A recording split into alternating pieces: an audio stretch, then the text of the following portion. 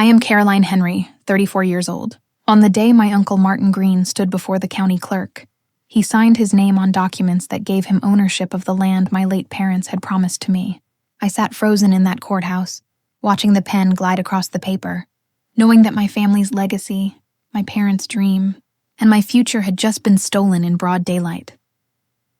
The courthouse smelled of old paper and polished wood, its tall windows letting in slivers of Texas sun. Every creak of the benches, every cough from strangers felt amplified in my ears. My palms were damp, my throat dry.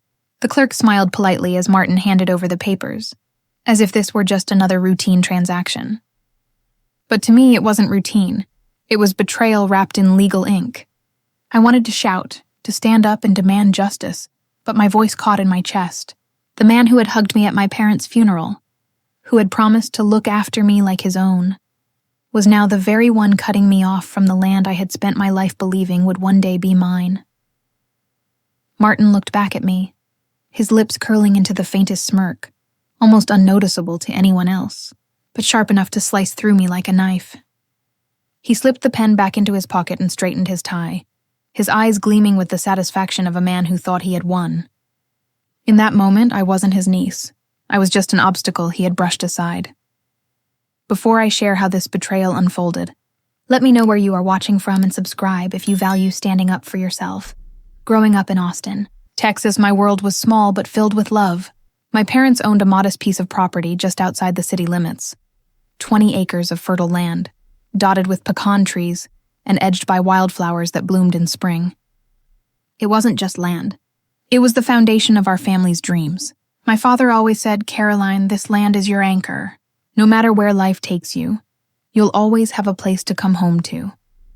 As a child, I spent countless hours running barefoot across that soil, my hair tangled in the wind, my laughter echoing through the fields. I built forts out of hay bales, swung from low branches, and dreamed of building a little house right in the center where the sun touched everything at once. When my parents passed away, first my father when I was 19, then my mother a decade later, they both left me the same promise. The land will be yours. Protect it, live on it, carry us with you through it. But promises written in love mean little when greed sharpens its claws. Martin Greene, my mother's younger brother, had always been around. At family cookouts, he was the charming storyteller, the one who slapped backs and poured drinks, who laughed loudest and hugged longest. But beneath that charm, there was always something slippery about him. He was a man of quick deals and quicker excuses, his businesses rising and falling like Texas storms. My parents tolerated him, even helped him financially when his ventures collapsed, but they never trusted him fully. I should have remembered that. After my mother passed away, I was too buried in grief to think about paperwork and legalities. The property was in probate, and I assumed everything would transfer smoothly to me. Martin offered to help with the process, saying he knew the courts better than I did. "You just focus on healing, kiddo," he told me, placing a reassuring hand on my shoulder. "You've been through enough. Let me handle the boring stuff." I wanted to believe him. I wanted to believe that family could be trusted when the world felt like it was collapsing. So I signed where he told me to sign, thinking it was just routine filings. I didn't know that buried in those stacks of papers were clauses and legal tricks that shifted ownership of the land into his name. By the time I realized what he had done, it was too late. The day in the courthouse was the culmination of months of deceit. Martin had maneuvered everything carefully, using loopholes, whispering to lawyers, twisting language so tightly that I barely understood what had happened until the gavel came down. And there I was, the grieving niece, the trusting fool, sitting in a courtroom watching the only piece of my parents I had left slip away. When I drove home that evening, the Texas sky stretched wide and unending, painted in streaks of orange and purple.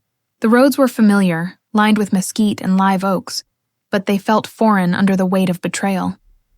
I parked my old Chevy truck at the edge of the property, staring at the fields that no longer belonged to me.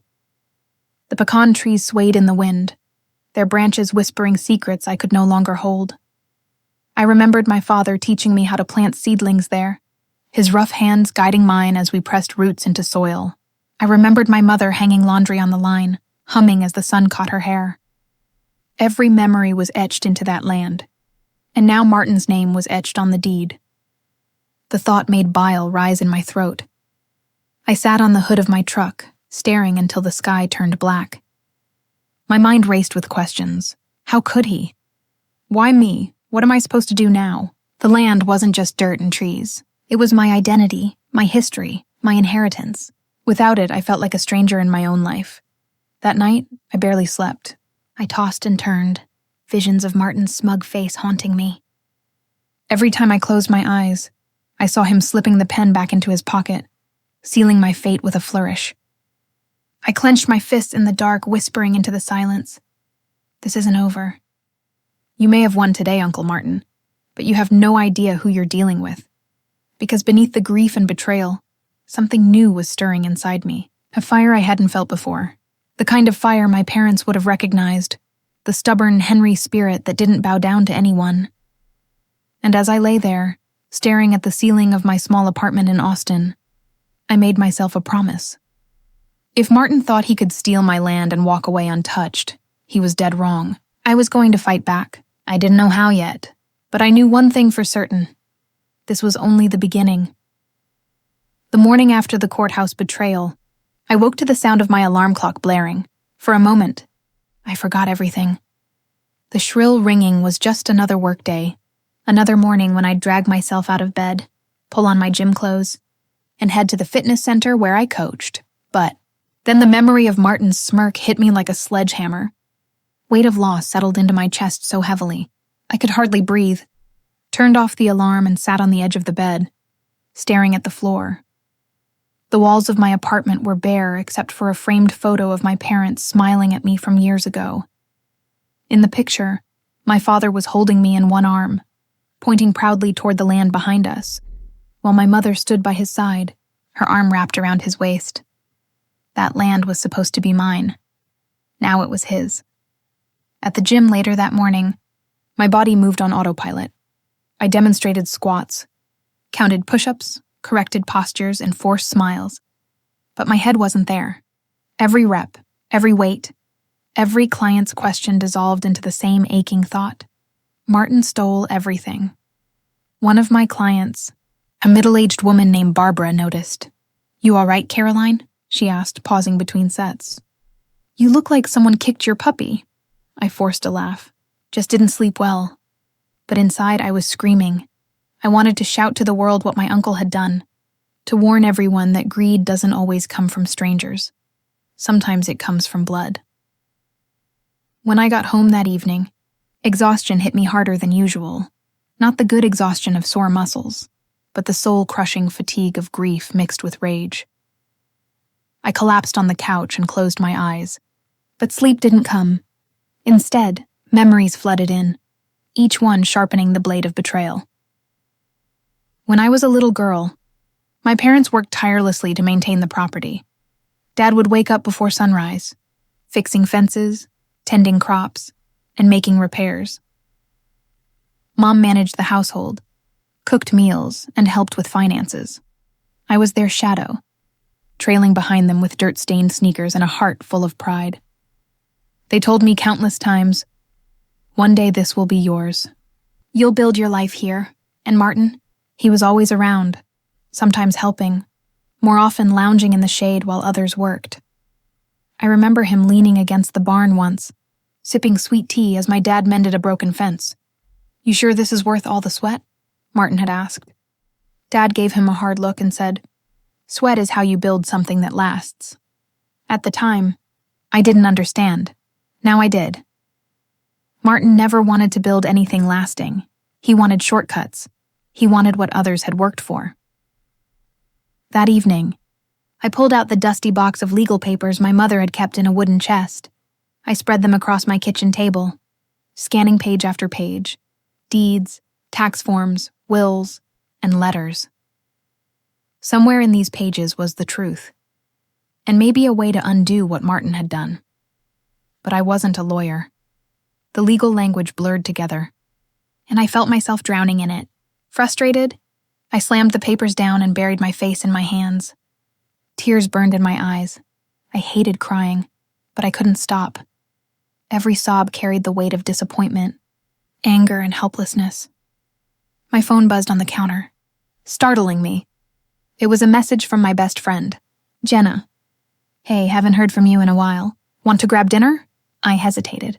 Part of me wanted to hide, to curl up and disappear. But another part, the part my parents had raised, knew I couldn't keep this inside forever. I typed back, "Yeah, I need to talk." We met at a diner on the edge of town, the kind of place where the waitresses know your order before you sit down. The neon sign flickered outside, and the air smelled of fried food and coffee. Jenna slid into the booth across from me, her eyes searching mine. "What's going on, Caroline? You look wrecked." And so I told her. I told her about the courthouse, the papers, Martin's smirk, and the hollow ache in my chest. Her eyes widened as the story spilled out. "That's evil," she said finally, shaking her head. "Family's supposed to protect you, not gut you like that." I nodded, swallowing hard. "I don't even know where to start." "He's got the deed. It's legal now." Jenna leaned forward, her voice firm. "Legal doesn't always mean right. You can fight this, Caroline. There have to be lawyers who specialize in stuff like this." "I don't have the money for endless court battles," I muttered. "Then we'll find another way," she said. "That land was your parents' life's work. Don't let him get away with it." Her words struck something inside me. I wasn't powerless. I wasn't a little girl anymore, watching from the sidelines. I had strength, and I wasn't alone. That night, back in my apartment, I sat with a notebook and started writing. I wrote everything I remembered about Martin's involvement with the property, every conversation, every detail. The night my dad told me Martin had asked to borrow money. The time Mom warned me to be cautious with him, the way Martin insisted on handling paperwork after Mom's death. Every piece of the puzzle went onto those pages. The more I wrote, the more my grief transformed into determination. Martin thought he had buried me under legalities and signatures. But he underestimated me. He underestimated the bond I had with that land, and the fire my parents had lit in me long ago. By midnight, I had filled half the notebook. My handwriting grew messier as my hand cramped, but I didn't stop. Somewhere in those notes was the start of a plan.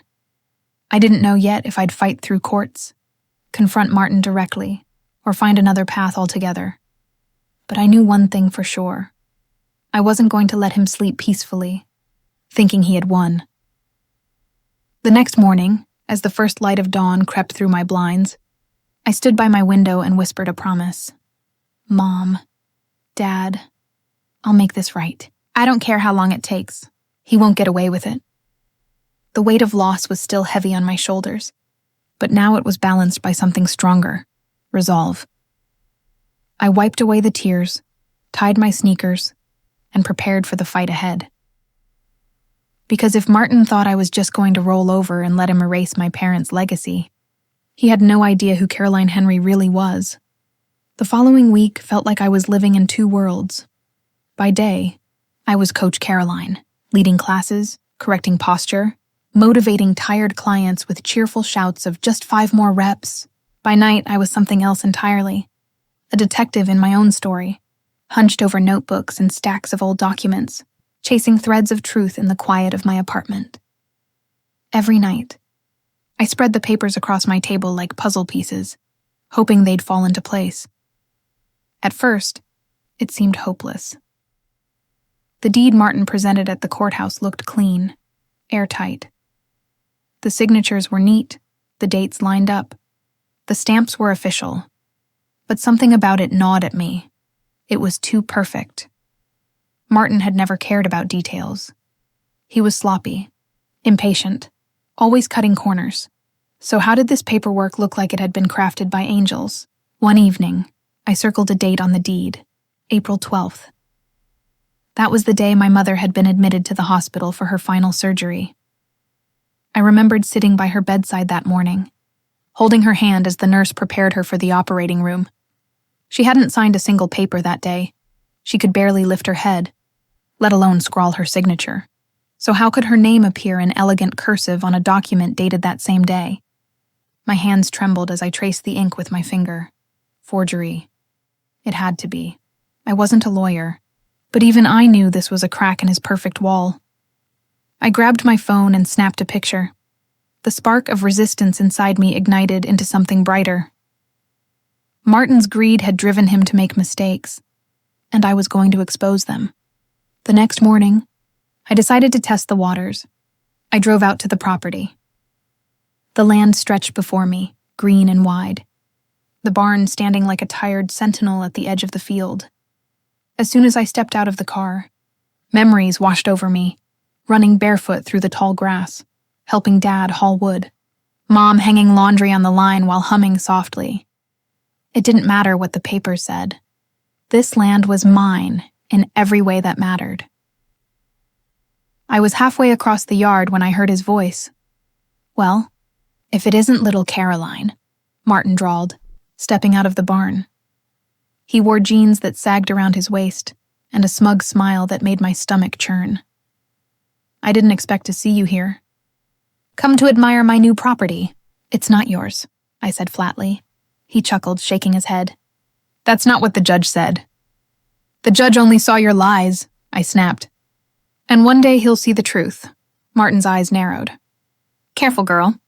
You don't want to make enemies in your own family." "You stopped being family the second you forged her signature." I shot back before I could stop myself. His smirk faltered.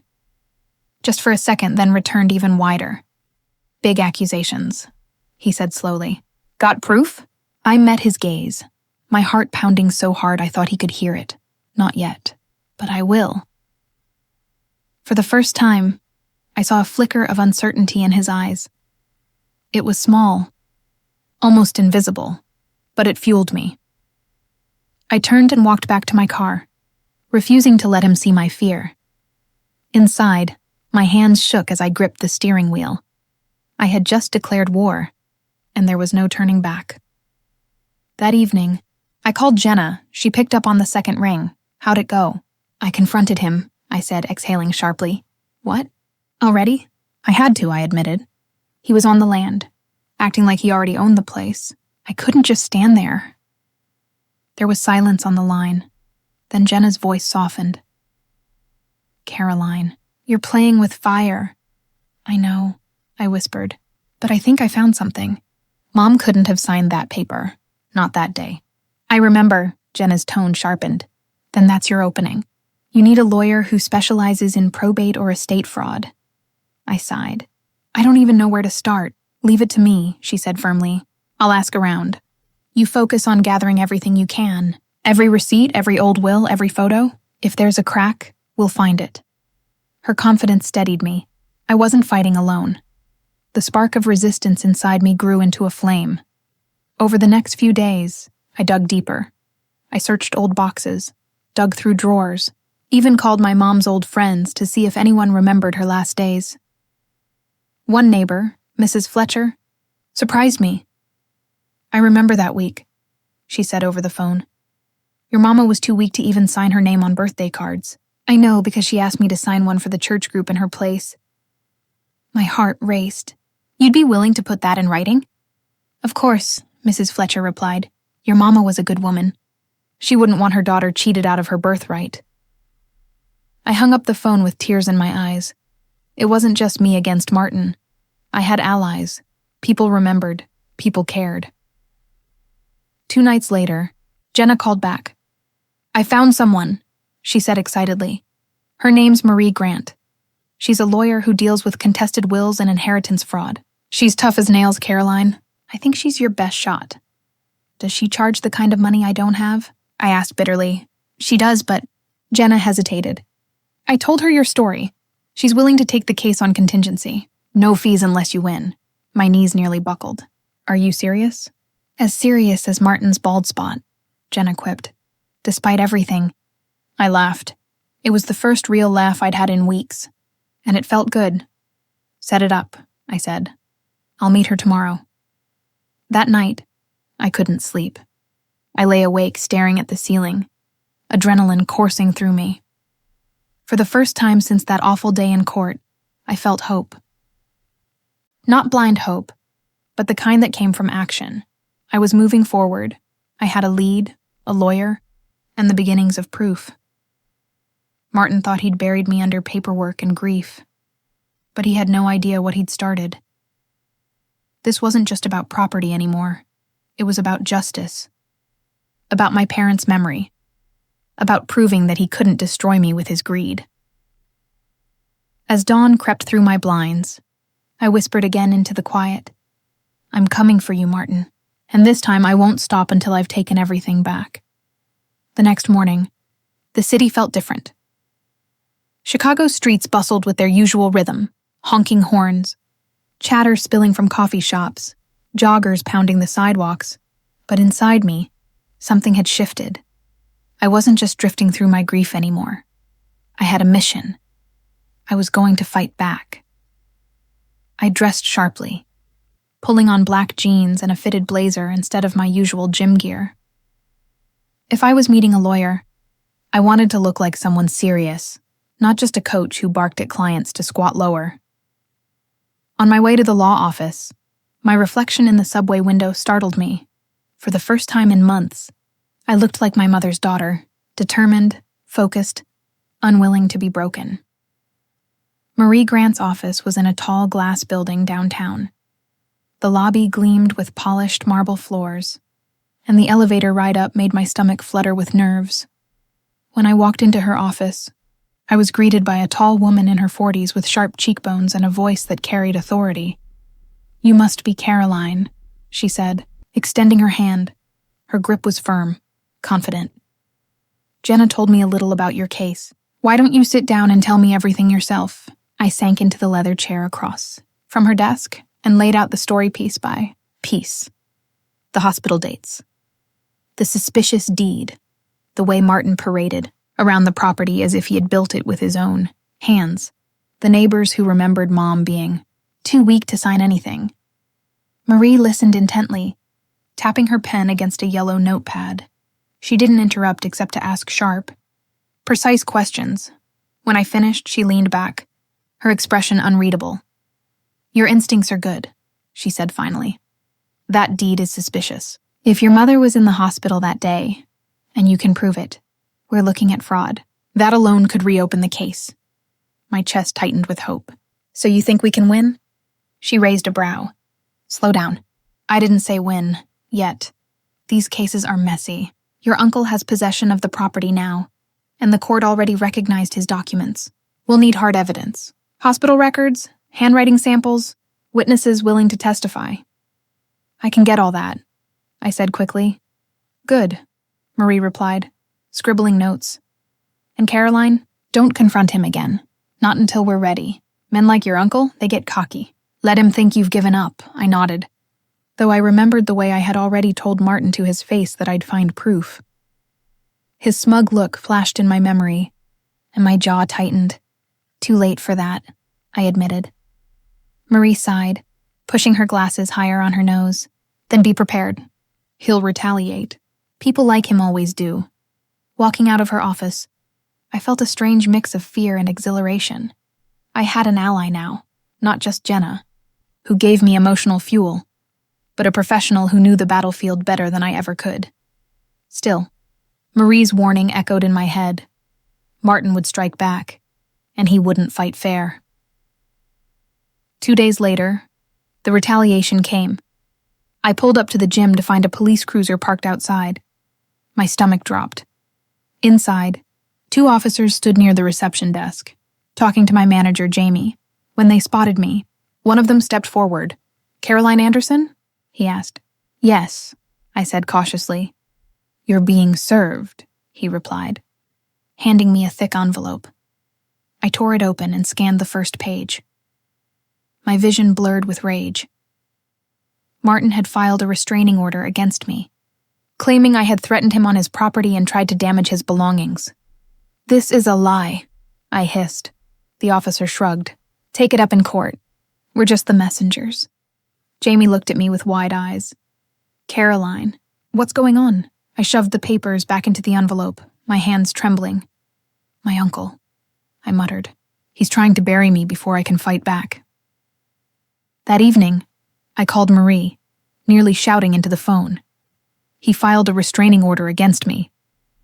I told you he'd retaliate, she said calmly. Don't panic. These things are often tactical. He's trying to paint you as unstable. It means he's scared. Scared? I repeated bitterly. Yes, Marie said firmly. He wouldn't bother if he thought you were no threat. This is desperation in disguise. We'll contest it. Meanwhile, stay off the property. Don't give him ammunition. Her confidence steadied me again. But it didn't erase the sting of humiliation. Martin wasn't just trying to steal the land. He was trying to destroy my name, to paint me as a bitter, angry woman unworthy of trust. That night, I went to Jenna's apartment. She poured me a glass of wine and let me vent until my voice went hoarse. Finally, she leaned back on the couch, crossing her arms. Caroline, you know what this means, right? What? He's playing dirty. So you can't just defend. You have to attack. Hit him where it hurts. Her words lodged in my brain like a spark waiting to ignite. I had spent weeks feeling like the underdog, reacting to Martin's blows. But maybe it was time to shift the game. Not just resist, but strike back. The next morning, I drove to the hospital where my mom had been treated. The smell of antiseptic and faint coffee hit me as I walked through the automatic doors.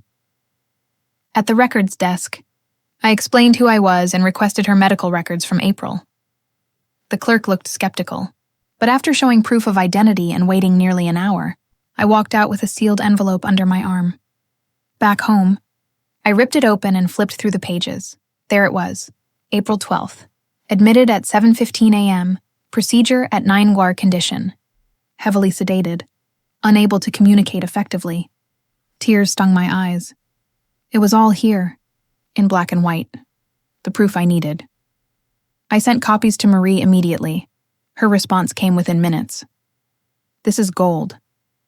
With this and the neighbor's testimony, we're building a strong case. That night, I couldn't sit still. I paced my living room, replaying every moment of the past few weeks. The humiliation in court, the confrontation in the yard, the restraining order designed to shut me up.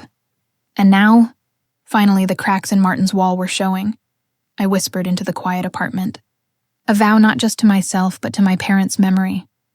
You stole from me once, Martin, but I'm coming back, and when I do, you'll regret ever underestimating me. The following week, the city felt heavier.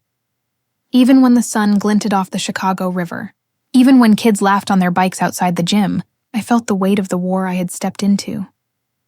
Martin wasn't just my uncle anymore. He had become my opponent, and I wasn't just a grieving niece. I was his threat.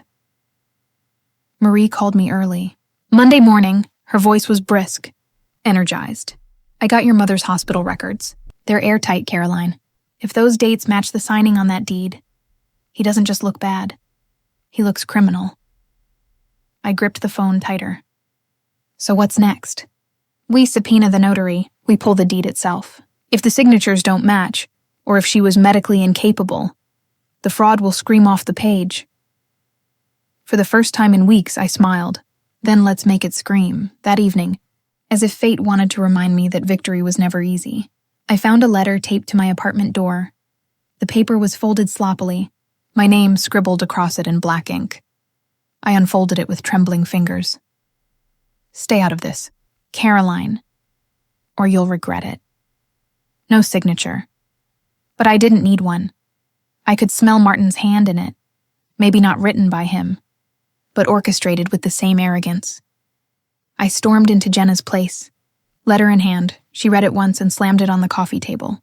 Caroline, this is intimidation. He's scared. That's good. But you have to be careful. He's proving he'll stoop to anything. I'm not scared of him, I snapped, though my voice betrayed a tremor. You should be cautious, Jenna corrected softly. There's a difference. Don't let your anger make you reckless. The next morning at the gym, I tried to bury myself in routine, counting reps, correcting form, pushing clients harder than usual. But even as I barked instructions, My mind kept wandering back to that letter. He was watching me. He wanted me to back down. At noon, as I grabbed a protein shake from the cafe down the block, a familiar voice sliced through the noise. "Caroline." I turned. It was Mr. Ellis, one of Mom's old neighbors. His gray hair was thinner, but his sharp blue eyes hadn't dulled. "I heard what your uncle pulled," he said, shaking his head. "That man's always been slick. But I'll tell you something. I saw your mother the week she supposedly signed that deed." She could barely sit up. No way she signed her name clear as day. My heart leapt. "Would you testify to that?" He hesitated only a moment before nodding. "For your mother, yes. She was kind to me when no one else was. I won't let him smear her memory." That night, I called Marie. "We've got a witness," I told her breathlessly. "Mr. Ellis. He's willing to swear Mom couldn't have signed that paper." Her tone brightened. "Perfect. Between the hospital records and his testimony, Martin's case is cracking.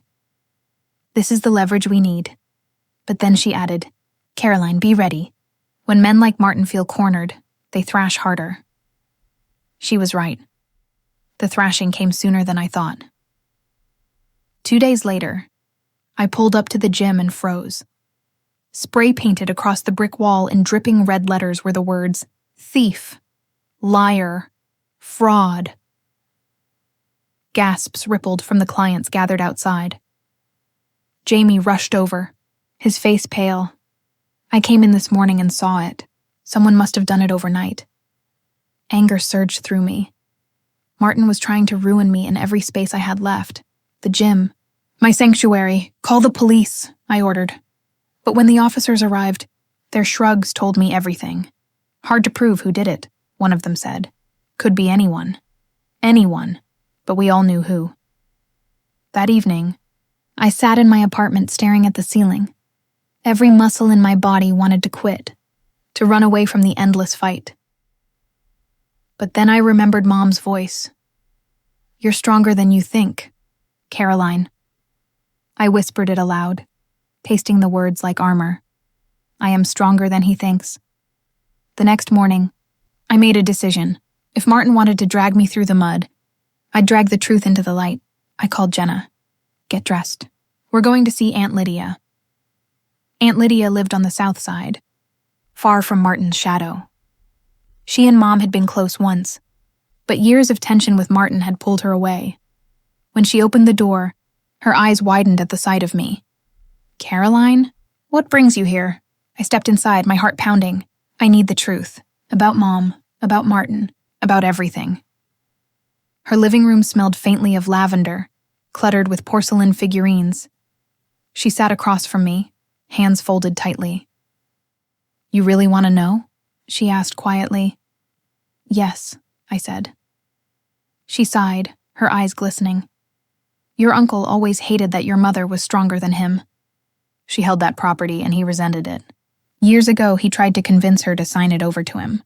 She refused, told him it was meant for you. I warned her he'd try again when she was weak." My chest constricted. "So you knew he'd do this?" "I suspected," she admitted. "But I didn't think he'd stoop this low. Would you testify?" I asked, leaning forward, her face hardened. "For your mother, yes. For you, yes. He's had power over this family long enough." When Jenna and I left, my chest felt lighter than it had in months. Piece by piece, Martin's armor was splintering, hospital records, neighbors. Now Aunt Lydia, each one a crack in the wall he had built. But the war wasn't over, and deep down, I knew. When he realized how close I was, Martin would launch his cruelest blow yet. That night, as I stood by my window looking out at the city lights, I whispered into the glass, "Come at me, Martin, because when I come back, I'll bring everything you fear, the truth, the law, and the family you betrayed." The following days blurred into a haze of court filings, strategy meetings, and nervous nights where sleep felt like a luxury. Each morning I woke up expecting the worst. A new smear campaign, another threatening letter, another reminder that my uncle wasn't going to roll over quietly.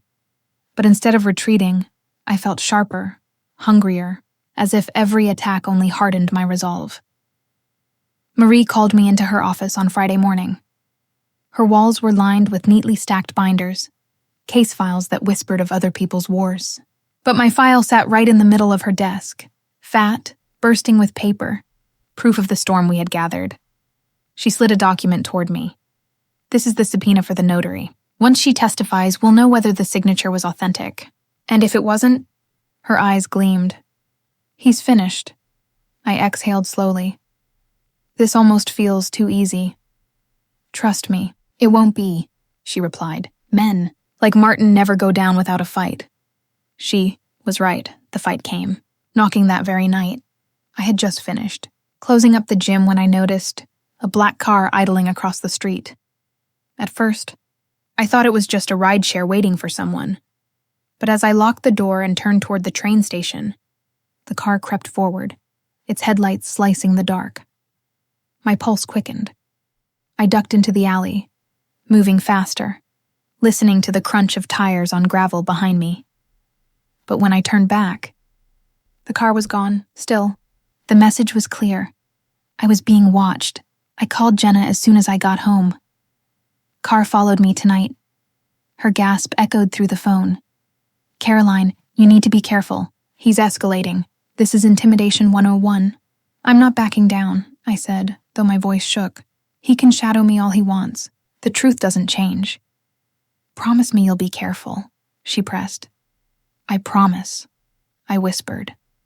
But deep down, I knew promises couldn't shield me from Martin's claws. 2 days later, the cracks in his armor widened. Mr. Ellis gave his testimony at a preliminary hearing. He stood tall despite his age, his voice steady as he described my mother's frailty. She couldn't even hold a pen by that point, he told the judge. Her hands shook so badly I had to help her steady a teacup when she visited me. I watched Martin from across the courtroom, his jaw tightened, his knuckles white as he gripped the table. He couldn't interrupt, he couldn't spin. He could only sit there as the truth chipped away at him. For the first time, I saw fear flash in his eyes. But Martin wasn't the kind of man to stay down. Later that night, I received a call from Marie. You're not going to like this, she began. My stomach dropped. What now? He's filed a countersuit, defamation. He's claiming your accusations are damaging his reputation and his business. I laughed bitterly. His business? He stole my property. Caroline, this is a tactic, she said calmly. He wants to bury you in legal fees, exhaust you until you quit. It's a scarecrow, but it's a loud one. For a moment, I sat there in silence, the weight of it pressing into me. Every move I made. He had a counter-move. It felt like playing chess with a man who'd been cheating his whole life. Jenna came over that night with a bottle of wine and her usual fire. When I showed her the countersuit papers, she tore them in half without hesitation. Then we fight harder, she said, her voice fierce. You've got the evidence. He's scrambling. Don't let him win by tiring you out. Her words lit something in me. She was right. This wasn't just about property anymore. It was about resilience. About showing him I wouldn't be silenced or crushed under his weight. The turning point came the following week. Aunt Lydia agreed to sit down with Marie and give her official statement. Her hands trembled, slightly as she signed, but her voice carried decades of truth. Your mother never wanted Martin to touch that land, she said firmly. She always said it was for Caroline. She told me, it's her future, Lydia. Don't let anyone take it from her. More tears blurred my vision as I listened. Hearing my mother's words repeated felt like reaching back through time and having her stand beside me again. And in that moment, I swore I wouldn't stop until justice was done. That night, Martin struck again. I was walking home when I heard footsteps behind me. Heavy, deliberate. I turned, heart pounding, and saw 2 men in dark hoodies. They didn't say a word. They just stared until I ducked into a crowded diner, my chest heaving. The fear lingered long after I made it home. But beneath it all, something stronger brewed. If Martin thought he could scare me into silence, he'd forgotten who raised me. My mother had built her life on quiet strength, on surviving storms, and I had inherited every ounce of it. Marie noticed it, too. At our next meeting, she leaned forward, eyes searching mine. "You're different," she said. "You're harder, sharper. You're not just reacting anymore. You're strategizing." "Because I see him clearly now," I replied. "All my life I thought Martin was just cruel. But he's also weak, and that weakness is what I'm going to use against him." The opportunity came sooner than expected. Marie uncovered financial discrepancies in his business. Shell companies. Hidden accounts, money shuffled like cards in a crooked dealer's hand. "This is gold," she told me, slapping the papers down. "Not only does it show he's dishonest, but it undercuts his credibility in court. If we present this, the judge won't just see him as greedy, he'll see him as a liar." I stared at the papers, a strange calm settling over me. Martin had spent his whole life hiding behind money, behind intimidation, behind fear. But now the mask was slipping. That evening, as I walked home under the glow of Chicago's streetlights, I whispered to myself, "The trap is tightening," because it was, piece by piece, move by move. The noose was drawing close around my uncle's neck. And soon, he'd learn that his greed had finally come at too high a price. The courthouse buzzed with tension the morning Martin was called to the stand. The air smelled faintly of coffee and floor polish, but underneath it all was a current of anticipation, the kind that made my stomach churn. Reporters loitered in the hallway, their cameras poised, waiting for the story of family betrayal to unfold. I adjusted my blazer, tugging at the sleeves as though they could shield me from the weight of what was about to happen. Martin entered like a man still convinced the world bent to him.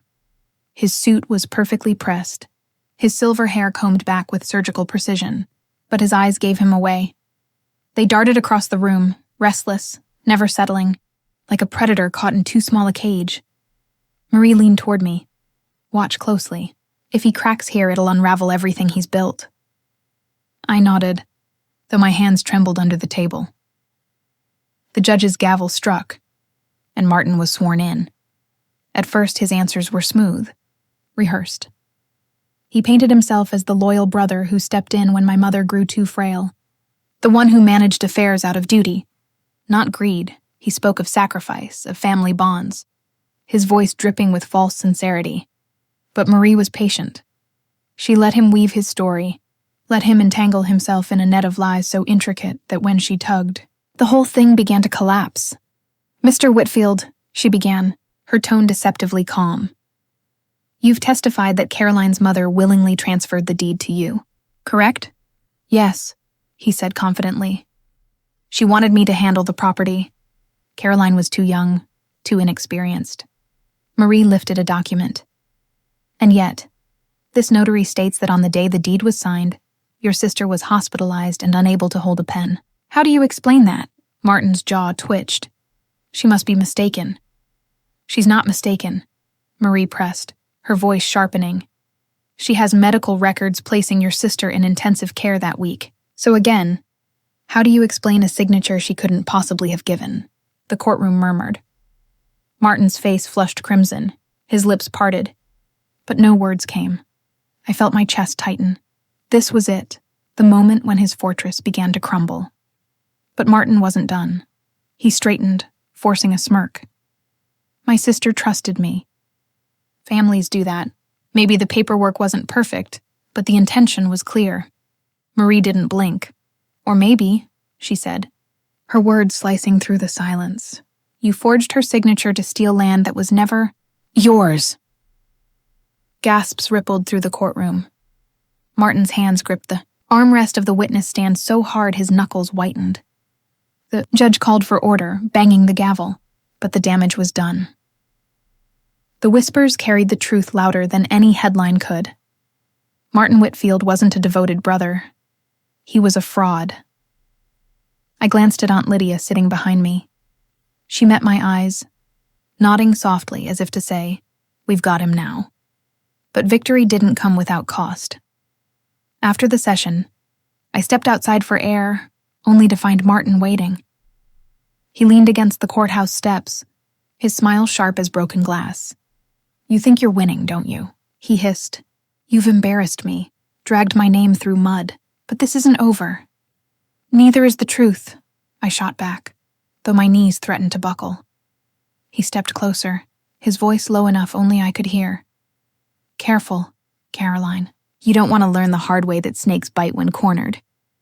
A chill ran down my spine, but I refused to flinch. Instead, I walked past him, each step steady, though my heart pounded like a drum in my chest. That night, I couldn't sleep. Every time I closed my eyes, I saw his face, his threat replaying on loop. The fear was real, but so was the fire inside me. He wanted me broken, rattled, afraid to fight. But if fear was his weapon, then defiance would be mine. I opened my laptop and drafted a public statement. No more silence. No more letting him control the narrative. By morning, the words were everywhere. My uncle stole from me, but the truth is coming out. For years I stayed quiet. No longer. This fight isn't just about land. It's about justice. The response was overwhelming. Strangers sent messages of support. Former business associates of Martin's shared whispers of shady dealings. Neighbors stopped me at the gym to say, "We're rooting for you." For the first time, I realized this battle wasn't just mine anymore. People saw themselves in my fight, those who had been bullied, cheated, silenced. I carried their voices with me like armor. The next hearing brought another bombshell. Marie unveiled the financial discrepancies we had uncovered.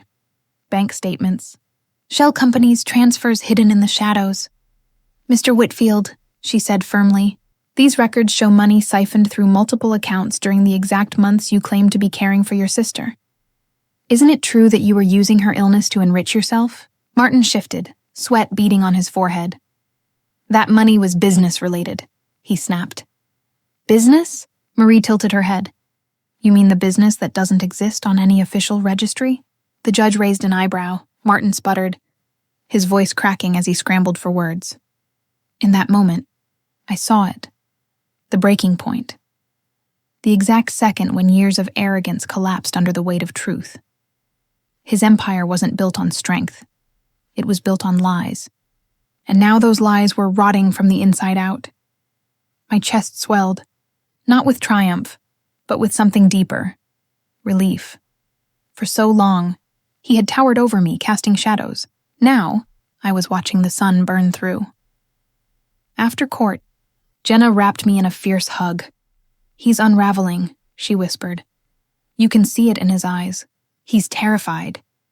I nodded, though exhaustion seeped into my bones. The fight wasn't over, but the tide had shifted. Martin wasn't the predator anymore. He was the prey. That evening, as I stood by my window watching the Chicago skyline glitter against the night, I whispered to myself, "He's breaking, and I won't stop until he's shattered." The words steadied me. They weren't just a promise to myself, but to my mother, to Aunt Lydia, to everyone who had believed me when no one else did. Because Martin had underestimated me one too many times. And soon, the world would see exactly what it cost him. The morning of the next hearing felt different. For weeks, I had walked into that courthouse with a knot of dread in my stomach, bracing for another one of Martin's smug performances. But today, something had shifted. The air carried a strange electricity, as if the truth itself was ready to be unleashed. I dressed with deliberate care, a navy suit, simple pearl earrings, and the small locket my mother had given me when I turned 18. Inside was a faded picture of us standing on the porch of the very house Martin had stolen.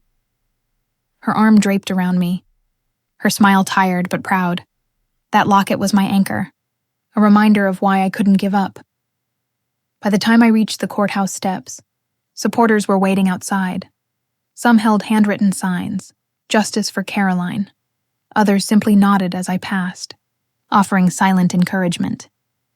Their presence steadied me in a way I hadn't expected. Inside, the atmosphere was taut. Martin sat across the aisle, flanked by his expensive legal team. But the confidence he once wore like armor had begun to crack. His shoulders slumped slightly, his tie askew. When our eyes met, I saw something I had never seen in him before. Doubt. Ready? Marie whispered beside me. I nodded, my throat dry but steady. This was the day we brought the storm.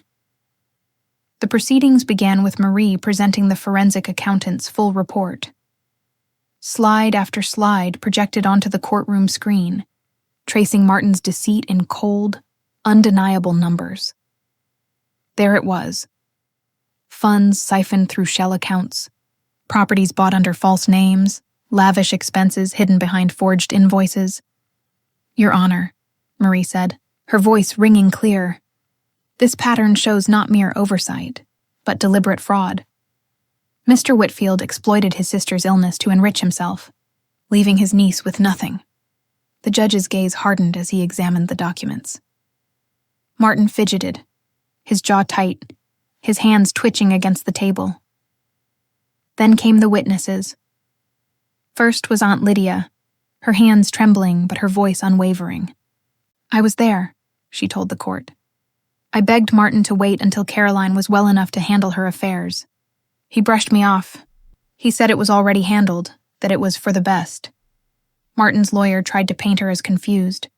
Emotional, unreliable, but Aunt Lydia's calm, deliberate answers held more weight than their polished objections ever could. Next came the notary who had refused to sign the paperwork when she realized my mother was hospitalized. Her testimony was damning. I told Mr. Whitfield I couldn't proceed. He waved me off and said he'd take care of it. Weeks later, I saw documents filed with my stamp forged at the bottom. The room gasped. The judge scribbled furious notes. And Martin? He paled, sweat collecting at his hairline. But the most powerful moment wasn't from an accountant or a notary. It came from me. When Marie called me to the stand, my knees shook. The oath felt heavy, sacred. I glanced at the gallery. Jenna, Aunt Lydia, strangers who believed in me. And then I spoke. My uncle says he did this to protect me, but protection doesn't look like stealing. It doesn't look like erasing my mother's wishes. I was 20 when she passed, old enough to understand responsibility, but he never gave me a chance. He decided I was unworthy, that everything she left should be his. And for years I believed him. I thought maybe I really was too small, too weak. But standing here now, I know the truth. I wasn't weak. I was silenced. And I refused to stay silent any longer. My voice cracked, but I didn't stop. Tears welled in my eyes, but I let them fall. Because those tears weren't weakness. They were proof I was alive, fighting. The silence that followed was thick, electric. Even the judge seemed to pause, her pen hovering above the page.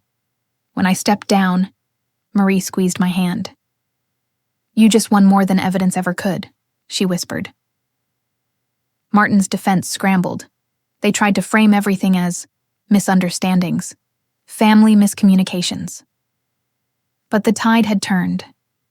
The jury, ordinary people who had lived their own battles with betrayal and greed, no longer looked at him with neutrality.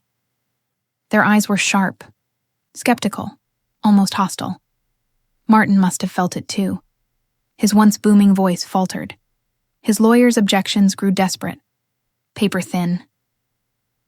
For the first time, he looked like what he truly was, a man cornered by his own lies. Outside court that day, reporters swarmed. Caroline, do you think justice will be served? One shouted.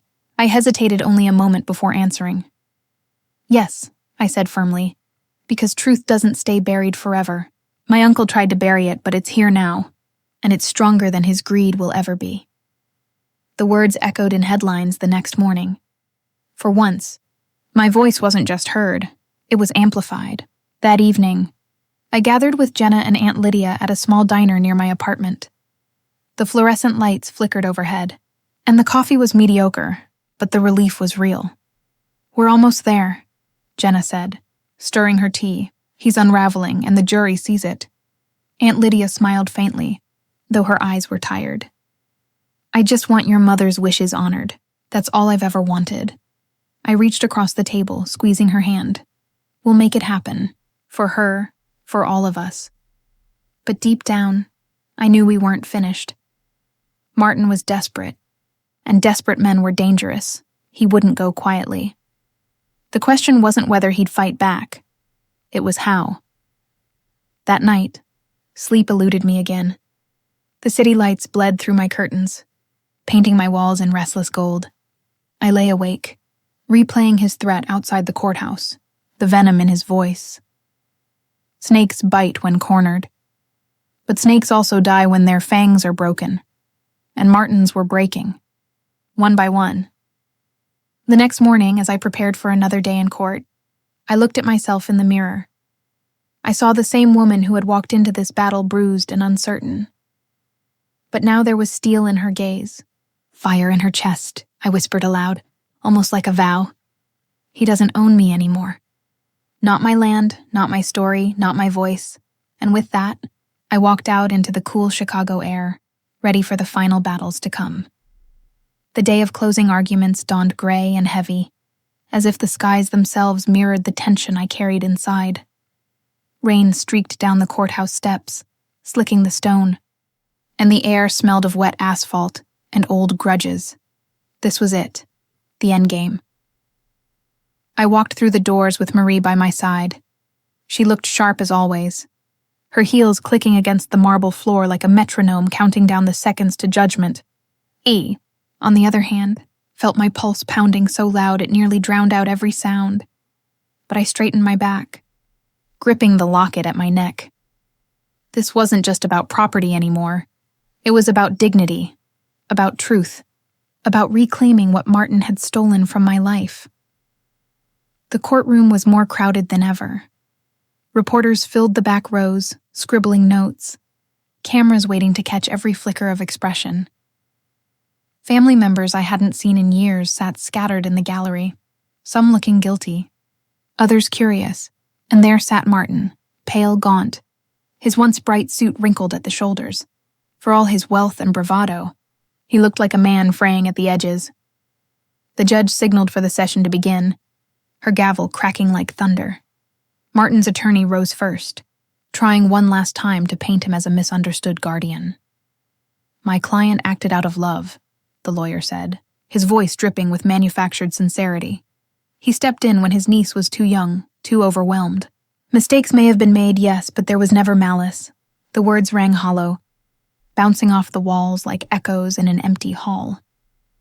The jury's faces remained unmoved, their eyes steady and unreadable. Then it was Marie's turn. She rose slowly, every movement deliberate, as though she were lifting the weight of justice itself. She walked to the center of the room, pausing just long enough to let silence build its own tension. "Ladies and gentlemen of the jury," she began. "This case isn't about mistakes. It isn't about misunderstandings. It's about greed. It's about betrayal. And it's about a man who exploited the vulnerability of his dying sister to enrich himself at the expense of her only child." Her voice rang sharp, slicing through the still air. She walked them through the forged documents, the hidden accounts, the testimony of the notary. Then she gestured toward me. Caroline lost not only her mother, but also the home that represented every ounce of stability she had left, and she lost it not to strangers, but to the very man who was supposed to protect her. As she spoke, I could feel the room leaning toward her, drawn in by the clarity of her words. Even the judge seemed captivated, her pen forgotten in her hand. By the time Marie returned to her seat, my chest ached with a mix of fear and gratitude.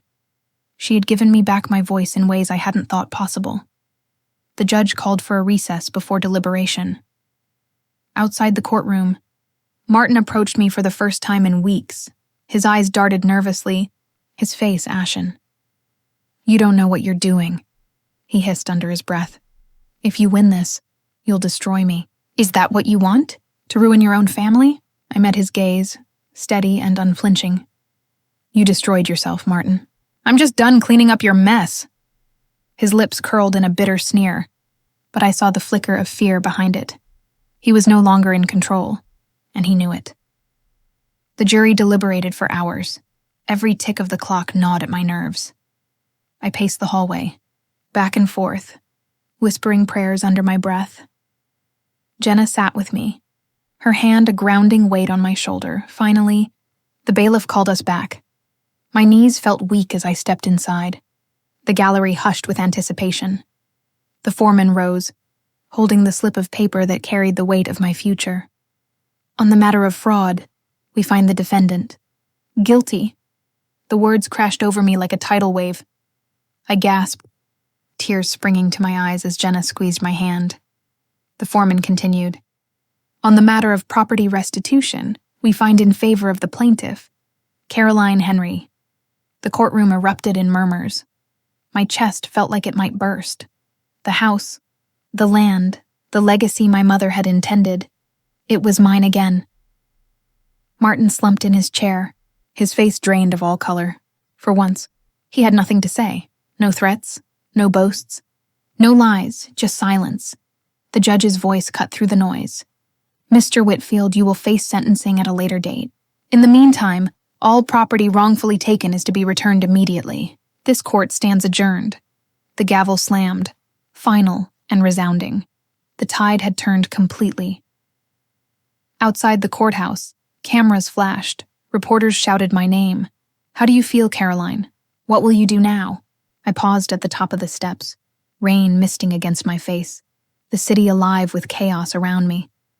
And I answered simply, I feel free, and I feel like justice is possible, even when it takes years of fighting. The words weren't for the reporters. They were for me, for my mother, for every sleepless night I had spent doubting myself. That evening I returned to my apartment. The locket still rested against my chest, warm from my skin. I stood by the window, watching the storm clouds break apart, slivers of sunlight spilling across the skyline. It wasn't over. Sentencing still lay ahead, and rebuilding would take time. But for the first time in years, the weight pressing down on me had lifted. Jenna came over with takeout, and we ate sitting cross-legged on the floor. She clinked her soda can against mine like it was champagne. To your mom, she said softly. To her strength living through you.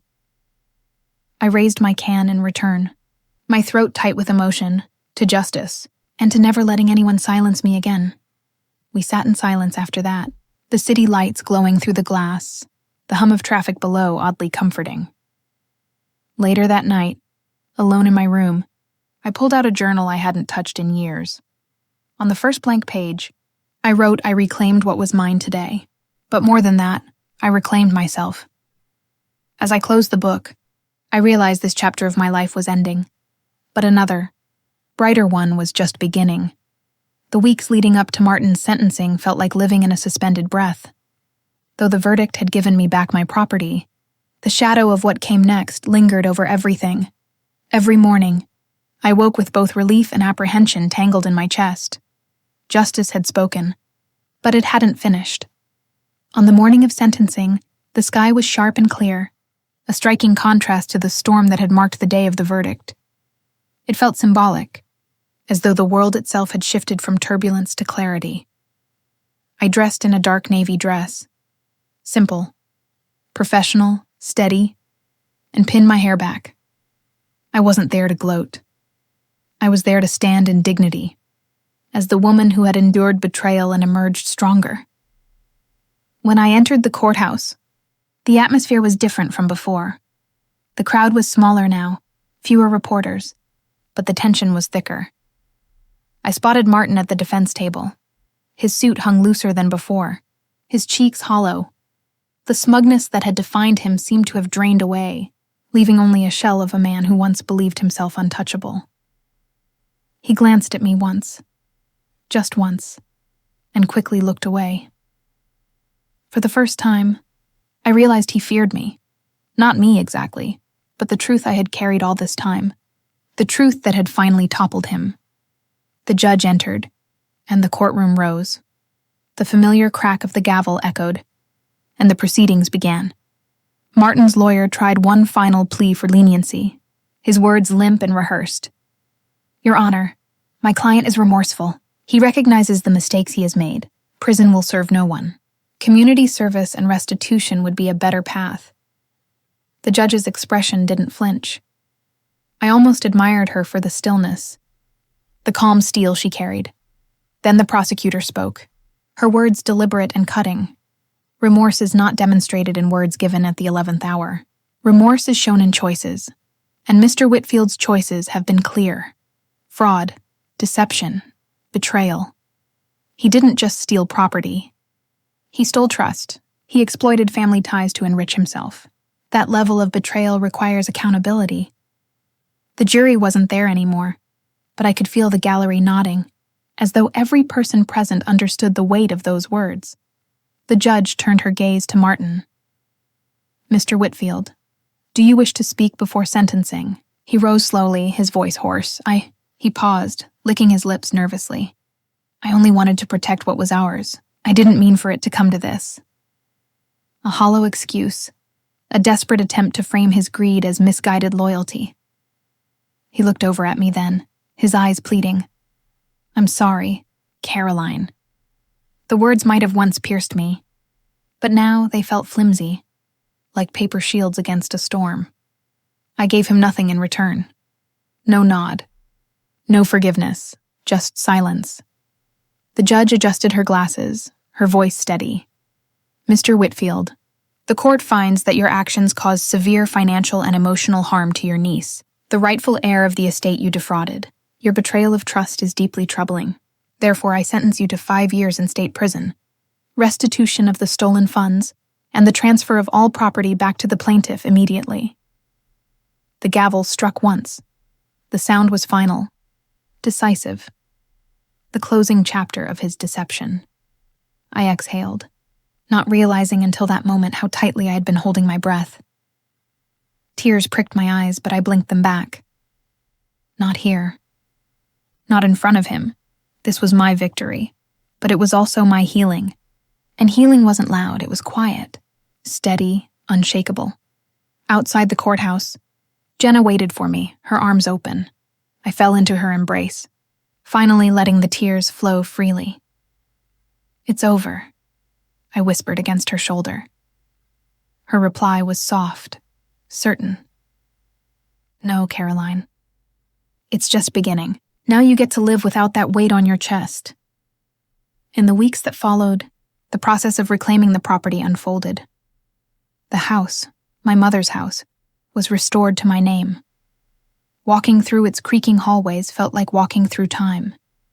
The faded wallpaper, the worn banister, the scent of old cedar all carried pieces of her. I stood in the living room one evening, the sunset spilling golden light through the windows.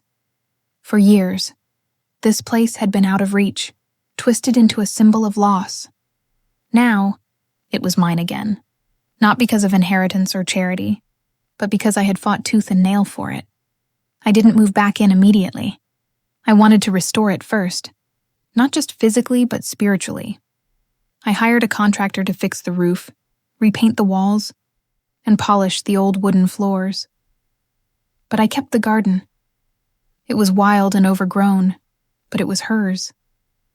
My mother had loved it, and I wanted to honor that. Some afternoons I sat on the porch with a notebook, sketching out what the house could become. Not a shrine to pain, but a sanctuary. Maybe someday I'd open it to others who needed a safe space. Maybe it would simply be my home, either way. It would never again belong to Martin's greed. One evening, Jenna and I stood on the porch, the cool night air wrapping around us. She nudged me gently. "You did it. You faced him. You faced everything he stole, and you took it back. How do you feel?" I looked out at the horizon, stars beginning to scatter the sky. "I feel whole.